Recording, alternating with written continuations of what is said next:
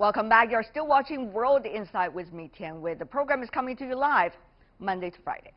The world economy is undergoing tremendous change, whereas globalization was once all the rage, now going it along is trending. Globalization has no doubt brought worldwide wealth and progress, despite the problems it has also created on the sideline. But for enterprises investing abroad, worldwide now these days, can be nerve-wracking. Today, we bring you the story of one of the Chinese business persons, Ning Gaoning, or Frank Ning as known. He shoulders dual responsibilities of being the chairman of Sinochem Group and ChemChina. ChemChina is best known for the purchase of Syngenta, once the largest foreign takeover in Chinese history. Ning has gone from leading Chinese companies abroad to chairing a global Chinese company. For someone well-versed in traversing our global village, what are his concerns and solutions, and what are the tools to fix them? Take a look.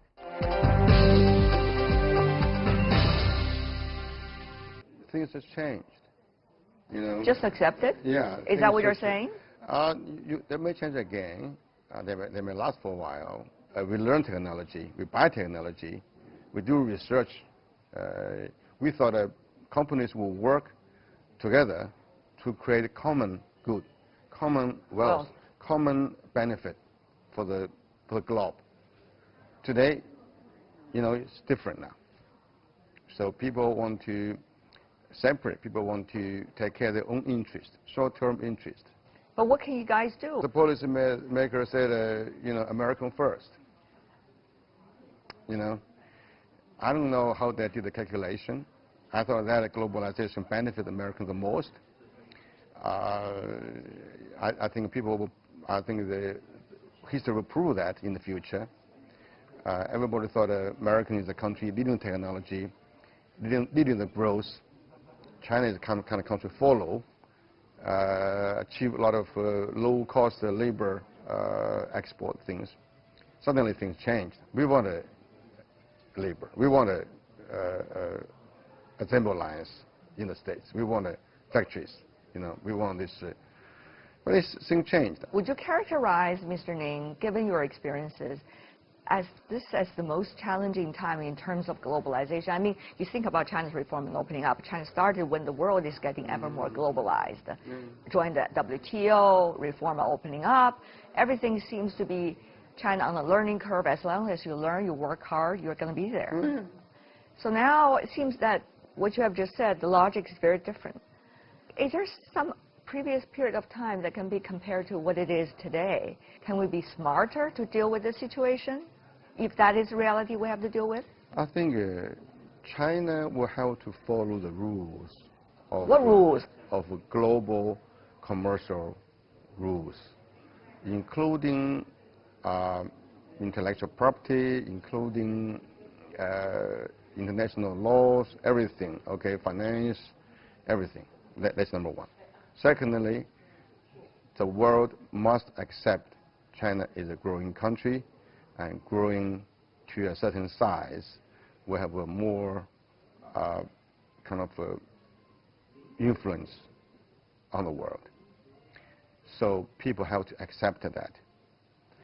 If anybody wants to stop that, to slow down that, it's not good for the world. It's not good for their country either.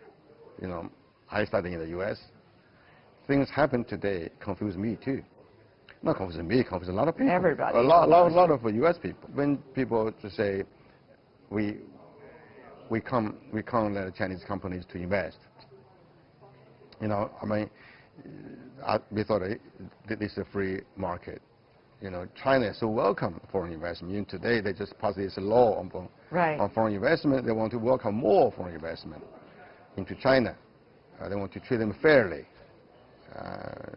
But today things have changed. So, but don't worry, that's okay. I would say commercial activity is the most kind of resilient sort of power.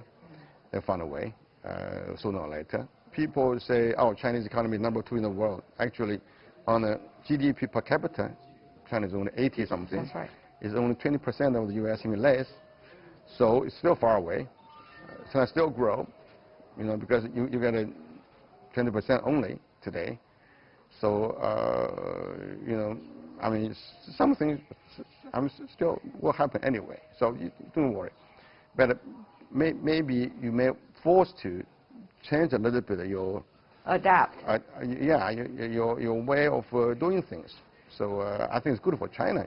I mean that. It's so good for China because they force China to, let's say, to transform, to upgrade. To deal with the difficult issues. Yeah, to transform, upgrade, to face a new competition, to upgrade, to improve, and in quality, in management, in technology, in everything. So, you know what, China, the Chinese need a push to reform. You know, I mean, every time. Do you? I think China needs reform, but they'll be more open. I'm confident. You know, I think China should grow more than 60%, much more. You know, I think China got a lot of vast areas, the western areas not developed. China owns 20% of GDP. There's huge potential. Exactly. Even the Chinese market itself. Yeah, I mean, as long as people you don't worry too much because all these trade things, the previous pattern of growth. Now, people get used to this. So I produce, I export. Now think about it. Okay, you may not produce, export. You know, you may want to produce and sell domestically. You may want to sell high value-added products. So you're saying, Mr. Ning, just accept the reality, don't struggle. Is that what you're saying? Oh, just accept the reality, whatever it is. No, I think whether it's globalization, whether it's protectionism. The world is in a time to decide whether you want to do globalization or you want to do separation. Okay? You know, you mentioned Davos in the beginning because, you know. We remember your quote. Yeah, no, Davos I was there reporting. Davos said globalization 4.0. You know, I was on the panel at that time. I said, this is the only globalization I heard in the last almost year or two. Nobody talk about globalization out of Davos anymore. In the U.S., in Great Britain, everybody talking about different things. I think the world have to decide. Not world politicians, the people. But everybody has to decide. A straight talker, Frank Ning. For Chinese investment overseas, the locals' attitudes can be ambiguous, some say. At the World Economic Forum earlier in Davos this year, Frank Ning voiced his frustrations. He said this: the Chinese are getting quite confused. They thought they were welcome to invest in our country. Now they realize not necessarily so everywhere. So I asked him in that interview about what exactly he meant by that and how best to lead a China-based global company in our rather complex world these days. If you talk about the World Economic Forum, I remember a quote from you very clearly, and the world has been widely reporting about that. You were saying that China thought it was liked by everybody. But over the past few years, suddenly it seemed that there are so much misperceptions, misunderstanding about China. I think that's what you're suggesting in your quote. Have you ever thought about that question now? Do you have an answer? I got many investment outside. I'll quote you a few, okay? China thought to invest in your country is to help you, usually, okay? Many years ago, I bought a sugar mill in Australia, a small town called Tully. But it is the largest single sugar mill in whole Australia. We bought it from the farmers' co-op. So the farmers are worried because the farmers grow sugarcane, sell to the sugar mill. If they sell the sugar mill to a foreign investor, they still grow sugarcane. Are they going to be able to sell sugarcane at the right price, volume, or are you going to manage that sugar mill properly to maintain the whole sugar mill, sugarcane production, whole business mechanism? Up to now, about 7 years now, the most happy people are the farmers because the sugarcane, they grow, get a higher price. The meal get a larger volume. The export to China get more smooth. And the small town are very prosperous today. They don't worry anymore. I met a government official from Basel, Switzerland, because ChemChina bought a Syngenta. Syngenta, yes. From there. Yes. Basel is a relatively small town, only 300,000 people. But when their major company were bought by a Chinese company, the local people, newspaper, are worried. Today, almost 2 years now. You know, I have to say, Syngenta, not me, but the people from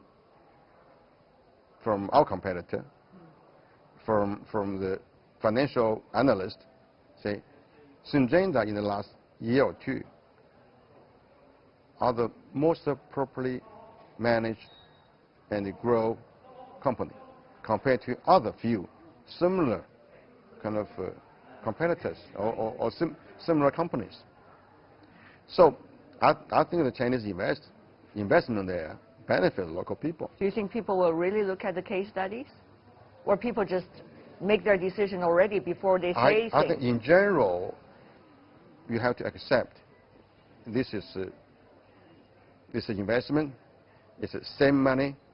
It's the same management and a different investor. You have to accept that. You know, I think maybe take some courage or take some kind of a change of mentality, mindset to accept a Chinese company for the global company. 40 years ago, when China were open, you know, they welcomed the investment from anywhere, foreign investment, wholeheartedly at that time. Yes. You know, Chinese benefit from that. They benefit from all this investment. The investment growth. You know, look at the McDonald's restaurant. That's you know, right. Look at the car on the street. And everything, all from foreign country. China's more prosperous. So, but people might want to change their mind today. But I'm confident. I think the globalization trend will continue because it benefits the whole world, one way or another. Sometimes slow, you know, you got some challenge. You were one of those pioneers at the very beginning, China reform and opening up. Entrepreneur, went through everything. So at this stage of the world and the stage of China's economy, what do you think is the most important quality of an entrepreneur, of a business person, leader like you? Vision. You have to prepare. You have to forecast. You have to see the future. And you have to determine, work for the future. So I think vision is the most important thing. So you don't worry. The Chinese saying, if you don't have a vision, you worry too much for the current. Yeah. So I think something now is the most important quality for us to see. There's still growth potential. There's still some a challenge and opportunity ahead of us. So technology, globalization, market, you know, reform, everything is still taking place. So I think companies will eventually got this combined efforts will win eventually. Mr. Ning, what a pleasure seeing you. Thank you so much for sharing your insights. I enjoy it. Thank you. Thank you. Thank you.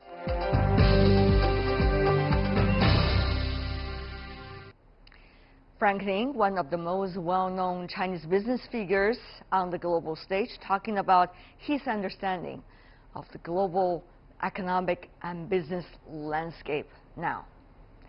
And that is all the time we have for today. If you'd like to see more, try to find us World Insight CGTN into your search engine, or check out our YouTube channel. You can also follow us on Twitter, Facebook, and Sina Weibo. From me, Tian Wei, and everyone on the World Insight team, thanks for watching. Tune in again next time for more insights across China and around the world. Good night.